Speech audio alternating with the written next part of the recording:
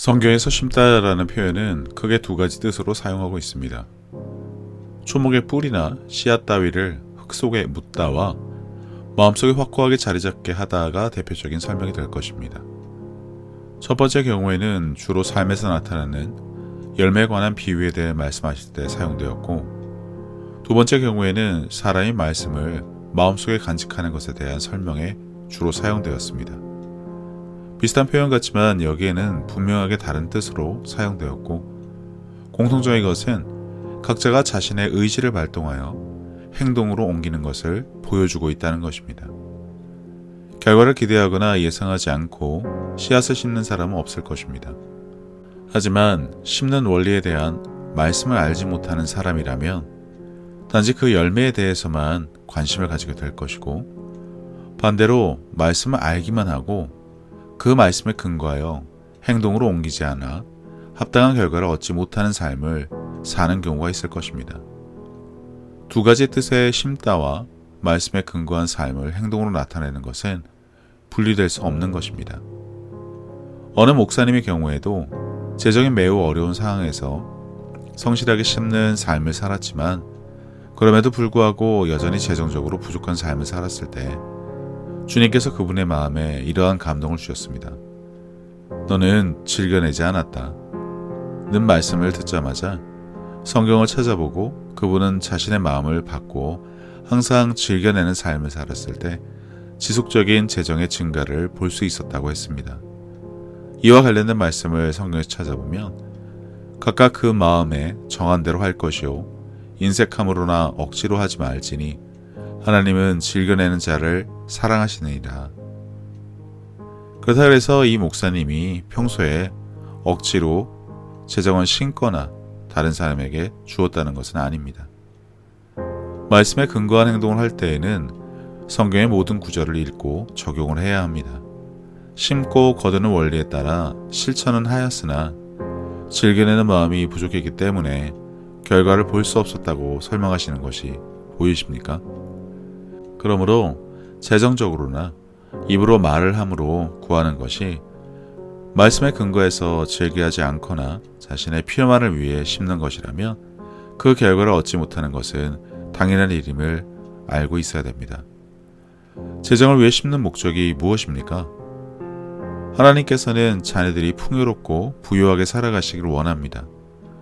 그러나 그것이 나의 필요만을 채우고 지금보다 더 많은 소유를 가진 삶을 살기 위한 것이라면 그것은 말씀에서 벗어난 목적을 가지고 있는 것입니다. 우리가 부족함 없이 풍요롭게 살아야 하는 이유는 그 재정이 하나님을 대신하여 더 많은 사람을 도울 수 있는 도구로 사용되어져야 하기 때문입니다.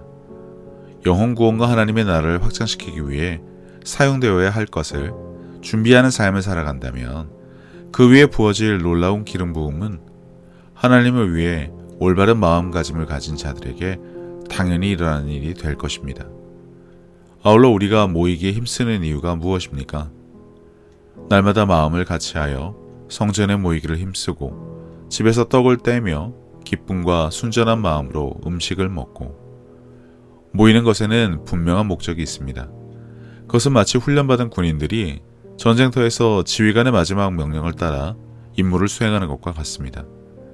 이전의 명령도 따라왔었지만 군인들이 현재 따르고 있는 것은 바로 마지막 명령에 기초하여 자신의 임무를 수행하고 있을 것입니다. 뚜렷한 목적에서 조금 더 벗어나지 않기 위해 지속적으로 목적을 상기시키고 틈만 나면 훈련에 훈련을 거듭하여 담대하고 사이가 충만한 군인으로 만들어가고자 하는 목적이 있는 것입니다. 예수님이 우리에게 주신 마지막 명령이 무엇입니까? 예수께서 나와 일러 가라사대 하늘과 땅의 모든 권세를 내게 주셨으니 그러므로 너희는 가서 모든 족속으로 제자를 삼아 아버지와 아들과 성령의 이름으로 세례를 주고 내가 너희에게 분부한 모든 것을 가르쳐 지키게 하라. 볼지어다 내가 세상 끝날까지 너희와 항상 함께 있으리라 하시니라. 필요한 모든 것도 주셨지만 아울러 우리와 함께 하시겠다고 하셨습니다. 단지 나그네나 손님처럼 내 곁에서 동행하지 않고 우리 안에 거하신다는 것을 알고 계십니까? 우리가 모이기에 힘을 쓰고 그리스도의 분량에 이르기까지 성장해야 하는 이유는 바로 세상을 향해 나아가기 위함입니다. 단지 교회에 모여 말씀을 듣는 것으로 만족해하는 삶을 살아서는 안 됩니다. 이것은 주님의 명령이고 우리의 책임입니다. 믿는 자들에게는 이런 표적이 따르리니 곧 그들이 내 이름으로 귀신을 쫓아내며 새 방언을 말하며 뱀을 집어올리며 무슨 독을 마실지라도 해를 받지 아니하며 병든 사람에게 손을 얹은즉 나으리라 하시더라. 누군가 당신을 찾아오면 이렇게 할 수 있을 것이라고 말씀하신 것이 아닙니다. 내가 찾아 나서야 하는 것입니다. 삶에서 기적만을 바라는 자들은 싸우기를 두려워하는 자들이라고 합니다. 아직 준비가 되지 않았다는 이유로 나아가기는커녕 세상에 등을 돌리고 안전한 울타리 안에 모여 앉아 평화로운 삶만을 추구하며 살아가려고 한다면 그것은 준비가 되지 않은 것이 아니라 두려움 때문이며 아직 자신은 부족하다고 여기는 말씀에 대한 불신의 결과일 뿐입니다. 그리고 그 내면에는 내 이웃을 내 몸같이 사랑하는 것을 실천하고 싶지 않은 이기심도 깔려 있을 것입니다. 그런즉 저희가 믿지 아니하는 일을 어찌 부르리요? 듣지도 못한 일을 어찌 믿으리요? 전파하는 자가 없이 어찌 들으리요? 보내심을 받지 아니하였으면 어찌 전파하리요? 기록된 바 아름답도다 좋은 소식을 전하는 자들의 발이여 항구와 같으니라. 배는 항구에 있으면 안전합니다. 하지만 배는 항구에 있기 위해서 만들어진 것이 아닙니다. 거친 파도를 가르고 비바람과 폭풍우를 헤치고 항해를 하기 위해서 만들어진 것입니다. 그의 목적은 승객이나 화물을 나르기 위함입니다. 그것을 위해 기름을 채우고 식량을 비축하며 승무원과 기관사 등 필요한 인원을 갖추는 것은 마땅한 일입니다. 하물며 복음을 전하는 것이 영혼을 구해오는 것이 우리의 목적이라면 우리는 마땅히 세상으로 나아가야 합니다. 그런데 빛과 소금이 되어야 하는 우리에게 하나님께서 과연 빈손으로 보내셨을까요? 오늘 있다가 내일 아궁이에 던져지는 들풀도 하나님이 이렇게 입히시거든 하물며 너희일까 보냐. 믿음이 작은 자들아, 그러므로 염려하여 이르기를 무엇을 먹을까, 무엇을 마실까, 무엇을 입을까 하지 말라. 이는 다 이방인들이 구하는 것이라.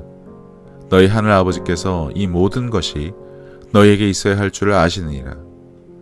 그런즉 너희는 먼저 그의 나라와 그의 의의를 구하라. 그리하면 이 모든 것을 너희에게 더하시리라. 목적에 근거한 삶을 살기로 결단하십시오. 그 목적에 합당한 준비를 하기 위해 필요한 훈련을 하고 씨앗과 말씀을 심고 거두는 일에 게을러서는 안 됩니다. 병사로 복무하는 자는 자기 생활에 얽매이는 자가 하나도 없나니 이는 병사로 모집한 자를 기쁘게 하려 함이라. 세상 사람들과 같은 목적과 방식으로 살아가기를 거절하십시오. 일희일비하는 감정의 노예가 되어서는 안 됩니다.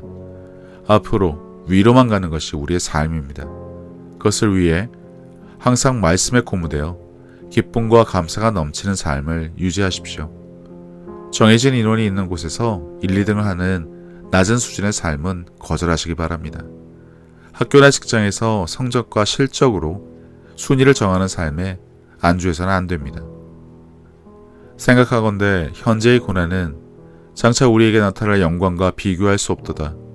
피조물이 고대하는 바는 하나님의 아들들이 나타나는 것이니 피조물이 허무한데 굴복하는 것은 자기 뜻이 아니요 오직 굴복하게 하시는 이로 말미암음이라. 그 바라는 것은 피조물도 썩어짐의 종노릇한 데서 해방되어 하나님의 자녀들의 영광의 자유에 이르는 것이니라. 유명한 전한 영화의 대사 중에 이러한 대사가 있습니다. 내가 구한 사람들의 숫자에 대해서 나는 관심이 없다. 그 사람들에게 내가 유일한 희망일지도 모른다.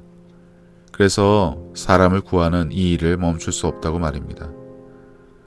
누군가와 비교하는 삶, 가진 것을 자랑하는 삶, 나의 필요를 채우기 위해 말씀을 이용하는 삶은 우리의 것이 아닙니다. 예수의 소문을 듣고 무리 가운데 끼어 뒤로 와서 그의 옷에 손을 대니 이는 내가 그의 옷에만 손을 대어도 구원을 받으리라 생각함일러라. 혈루병 여인은 무리 가운데 있었으나 무리와 같지 않았습니다. 그는 예수님에 대한 소문을 듣고 만지면 나으리라는 믿음을 가지고 무리를 뚫고 나왔습니다. 무리 속에 숨어있지 않고 자신이 믿은 것에 따라 아무런 두려움 없이 예수님께 손을 내밀었습니다. 그 결과로 성경에 그녀의 아름다운 이야기가 기록되었습니다. 하나님께서는 무리와 관계를 맺고 교제를 원하시는 것이 아닙니다. 영원 구원의 히치하이커들을 원하시는 것이 아니라 바로 한 사람 한 사람 당신과 1대1로 관계를 맺고 교제하기를 원하십니다.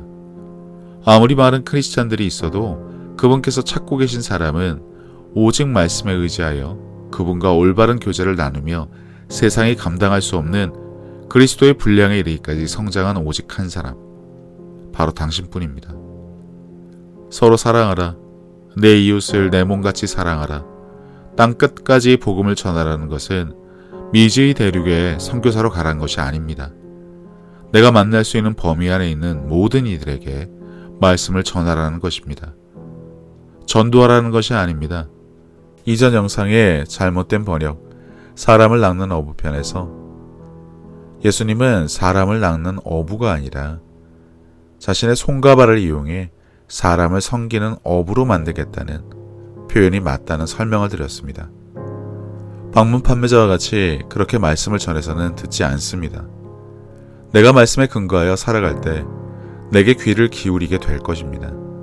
크리스찬의 삶을 살아갈 때 그러한 일들이 일어나게 됩니다.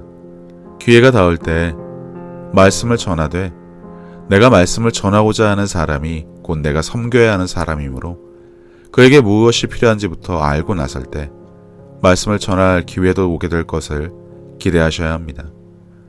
그러니 복음을 전하는 것, 땅 끝까지 전하는 것, 전도하는 것을 단지 말씀만 알려드리는 것에 제한을 두지 말고 먼저 다른 사람을 섬기고자 하는 마음으로 시작해야 한다는 것을 알려드리며 함께 말씀 나눠 보았습니다. 감사합니다.